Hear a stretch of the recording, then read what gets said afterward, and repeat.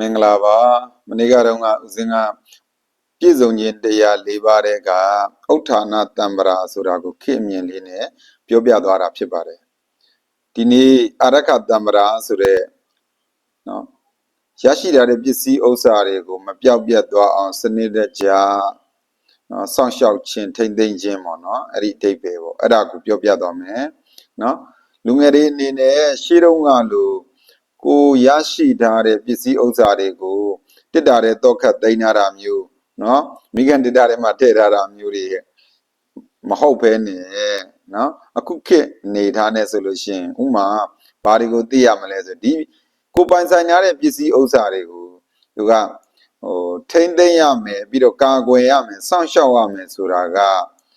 တစ်တာထဲထည့်ပြီးတော့ဘယ်သူမှမယူအောင်စောင့်ရှောက်ခြင်းမျိုးမဟုတ်ဘဲနဲ့ခေတ်ကြောက်တန်ဖိုးတွေလျော့သွားတာမျိုးမဖြစ်ရဘူးပေါ့ဗျာအဲ့လိုမဖြစ်အောင်တနည်းအားဖြင့်ငွေကြေးစည်းစိမ်မှုတွေငွေကြေးဖောင်းပွားမှုတွေနောက်တစ်ခါခေတ်အပြောင်းလဲတွေကြောင့်တန်ဖိုးတွေလျော့သွားတာတွေဥပမာဟိုတုန်းကသိန်း100ရှိတယ်ဆိုရင်အဲ့သိန်း100ကခရမ်းမြေတစ်ကွက်ရမယ်ပေါ့အဲ့ဒါအခုကြတော့အဲ့ဒီသိန်း100ကလက်ထဲမှာရှိပြီမဲ့မြေကတော့မရနိုင်တော့ဘူးမြေက900 800လောက်ဖြစ်သွားပြီဆိုတော့အဲ့ဒါဆိုရင်ကိုကင်နာတဲ့ပတ်စံဒီအဲ့ဒီမှာဆုံးရှုံးသွားပြီပေါ့ဆိုလိုချင်တာကတန်ဖိုးတွေဆုံးရှုံးသွားပြီလို့ပြောရမှာပေါ့နော်အဲ့ဒါကြောင့်အဲ့လိုမျိုးမဆုံးရှုံးအောင်လို့ဘာတွေနားလဲရမလဲဆိုအာရခတံ္ပရာကိုနားလဲရမယ်အာရခတံ္ပရာရဲ့အဓိကအနတ်ဒိဗ္ဗေနော်အနှစ်သာရရှိကိုရောက်ဖို့လက်တွေ့ကျင့်သုံးမှုဆိုရင်ခေတ်ကိုနားလဲမှာလက်တွေ့ကျင့်သုံးလို့ရမယ်ခေတ်မှာဘာတွေကိုနားလဲထားရမလဲဆိုရင် financial literacy လို့ခေါ်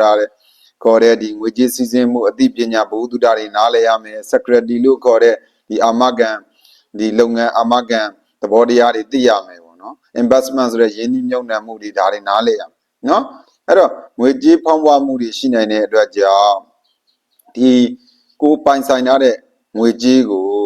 ဟုတ်လားမလျော့သွားအောင်ဘယ်လို investment လုပ်မလဲယင်းနှိမ့်ညွတ်နှံမှုဘယ်လိုလုပ်မလဲဟုတ်လားဘာဝယ်တာမြေဝယ်ထားမလားဟုတ်လားမြေဝယ်မကြဆိုတာမျိုးပေါ့နော်ဒါမှမဟုတ်လုပ်ငန်းတစ်ခုခုမှယင်းနှိမ့်ညွတ်နှံတာမယ်ယင်းနှိမ့်ညွတ်နှံတာမယ်ဆိုလို့ရှိရင်နော်အမြတ်အများကြီးမရရင်တောင်မှကိုကအဲ့ဒီပိုင်ဆိုင်မှုကလျော့မသွားတဲ့အတွက်ကြောင့်ဟုတ်လားတစ်ချိန်တော့ဒီလုပ်ငန်းကိုသိန်း100နဲ့ယင်းနှိမ့်ညွတ်နှံလို့ရပါမယ်အခုအချိန်မှာအဲ့ဒီလုပ်ငန်းကသိန်း900ရှိမှယင်းနှိမ့်ညွတ်နှံလို့ရမယ်ဆိုကိုယ့်ရဲ့ပိုင်ဆိုင်မှုကလျော့မသွားဘူးပေါ့နော်ဒါတွေကိုနားလဲရမယ်နော်ဒါကြောင့် protect and manage ပေါ့နော်ကာကွယ်ရမယ်ပြီးတော့စနစ်တကျစီမံခန့်ခွဲနိုင်ရမယ်ဆိုတာဒီအာရခတံ္ပရာပဲပေါ့နော်